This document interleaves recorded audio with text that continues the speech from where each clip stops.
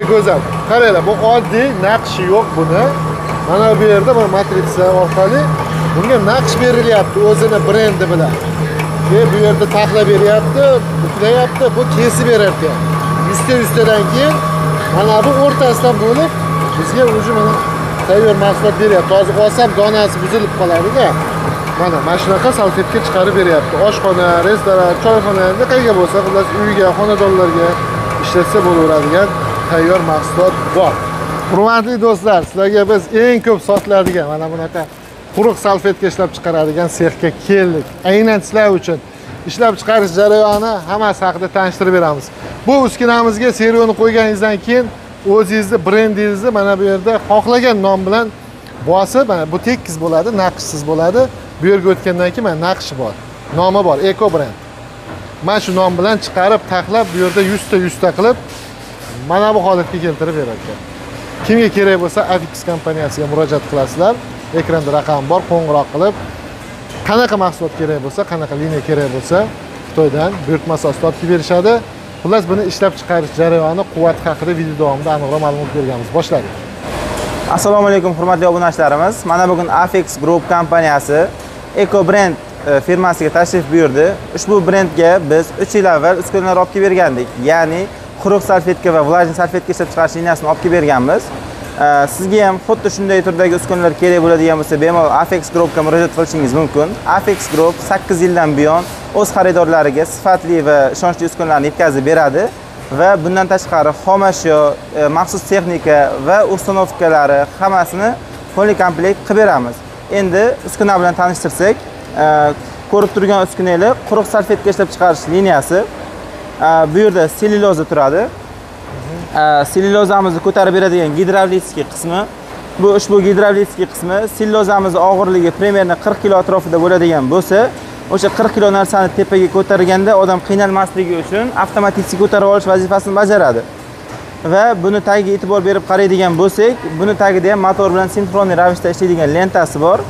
Ya'ni 40 kg sellyuloza aylangan vaqti sellyuloza cho'zilib, sellyulozaning sifati buzilmasligi uchun sinxronniy ravishda ishlaydigan lenta o'rnatilgan. Endi apparatimizni vallariga nazar tashlaydigan bo'lsak, bizga uskuna zakaz bergan vaqtingizda o'zingizlarning brendinglarni xohlasanglar mana shunaqa ko'rinishda qilib, naqshini o'rdirtirib, val yasattirib beramiz sizlarga. Endi ushbu uskunani ishlash jarayonlari bilan tanishtiramiz. Uskunamizni boshqaruv panellariga keladigan bo'lsak, to'liq o'zbek tilida o'rnatilgan, rus tiliga o'rnatsanglar ham bo'ladi buni. Endi ishlatish boshlaymiz.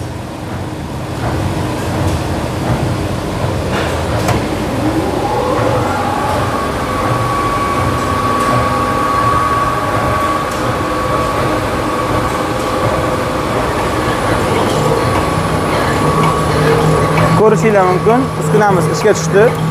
Boshqaruv panelida bu nechta chiqarayotganigacha sanaydi. Ya'ni 10 ta salfetka chiqadimi, 20 ta salfetka chiqadimi sanaydi. Bu o'g'irlik bo'lmasligini ta'minlab berib turadi. Mana bu siyoh bo'limiga keladigan bo'lsak, siyoh bo'limida mana bu yerda chiqadigan salfetkalarimizni 10 talikmi, 100 talikmi, o'sha qadoqaga nechta qiladigan bo'lsak, hammasini sanab beradi. Hozir ko'rib turishinglar mumkin, bu yerda har 100 tasini ko'tarib ketadi alohida qilib. Mana bu 100 ta degan, mana shu. Aha, har bitta ko'tarilgani 100 ta degani. Manigacha 100 ta sanab berar ekan. Ya'ni sanab o'tirmaysizda, mana shunday ajratib paketga solaverasiz. Paketlash bu yoqda bo'ladi. Paketlash upakovka qismi bu yoqda bo'ladi. Yana ko'pchilik mijozlarimizda bitta savol bo'ladi. Ya'ni uskuna ishlayotgan bo'lsa, buni pichog'i, salfetkani kesmay qolmaydimi? Chunki salfetka qog'oz mahsuloti degan savol bo'ladi. Bizning apparatlarimizda o'sha narsani oldi olingan. Ya'ni bizning apparatimizni, salfetkalarimizni kesib beradigan pichog'ini ikkita tomonida ham o'zining charxi bor. Ya'ni salfetkani kesish uchun har bir marta aylangan payti o'zini pichog'i uchini o'tkirlab oladi. Bu degani hech qachon o'tmas bo'lib qolib, salfetkani kesilishdagi sifatini buzormaydi. Ba'zi bir salfetkalarda bo'ladi, o'sha pichog'i yomonligi sababli qish qirqilgan yoki shunaqa muammolar bo'ladi. Bizda unaqa bo'lmaydi. Har kesganda charxlanar ekanda bir marta. Bu har bir marta kesgan payti o'zini o'zi charxlab oladi. Gap yo'q mana. O'ta go'zal. Qaranglar, bu oddiy naqshi yo'q buni. Mana bu yerda bir matritsa orqali bunga naqsh berilyapti o'zini brendi bilan. Bu yerda taxla beryapti, buklayapti, bu kesib berar ekan. 100tadan keyin mana bu o'rtasidan bo'lib bizga o'zi mana tayyor mahsulot beryapti. Hozir olsam donasi buzilib qoladi-da. Mana shunaqa salfetka chiqarib beryapti. Oshxona, restoran, choyxona, qayerga bo'lsa, xullas uyga, xonadonlarga ishlatsa bo'laveradigan tayyor mahsulot bor. Yana shuni ham aytib o'tishimiz kerakki, kuzatuvchilarimizga, ushbu apparatlarimiz invertor motor bilan jihozlangan. Ya'ni bu apparatimizni ko'rishingiz mumkin. Tezliklarini bemalol regulovka qilib chiqarsanglar bo'ladi. Motor quvvati ham kam sarfli. Mana tezliklarini regulovkalari. Minutiga 800 tagacha bo'lgan salfetkalarni ishlab chiqara oladi. Minutiga 800 ta. Minutiga 0 tadan 800 tagacha tezligi o'zgaradi. 800 ta. 800 dona. Pachkaga hisoblasak 100 talik pachkadan 8 pachka ishlab chiqaradi minutiga. 1 minutda. Minutida. Voy. Demak, mana bir 10 minutda chiqadi. Nechta bor mana unda? Buni har bitta pachkasi 100 tadan hozir. 100 ta. Har bittasi 100 tadan bor. Yo, blokda. Tak, 40 ta. 40 ta. 5 minutda chiqadi. Chiqadi. Gap yo'q. Xullas do'stlar, qilaman deganga akkuratni ish, zo'r biznes, qiziqib yurganlar, so'rab yurganlar juda ko'p edi. Salfetka deb. Mana xohlaganlarga quruq salfetka ishlab chiqarishga sanogi bor. Buyurtma asosida olib kelib berishadi. Ya'ni ham vlajnisini chiqaraman deganlarga vlajnini ham 2 xili bor. Katta pochkada 120 tadan bu yog'i o'sha naval deymiz, o'sha naval chiqaradigan sanogi bu. Bu o'sha eng ko'p sotiladigan kichkina 10 talik chiqaradigan. Mana shunaqa. Bu ham to'lig'icha avtomat ekan. Hozir sizlarga bitta ko'rsatib beraman. Taxlayapti bu. Mana bu yerda sanab kesyapti. 10 ta bo'lganda mashinani ko'tarib qo'yapti. Keyin bularda bunday ketadi, mana bu yerda pachkalanadi. Bulardan pachkalanib oxirida tushyapti.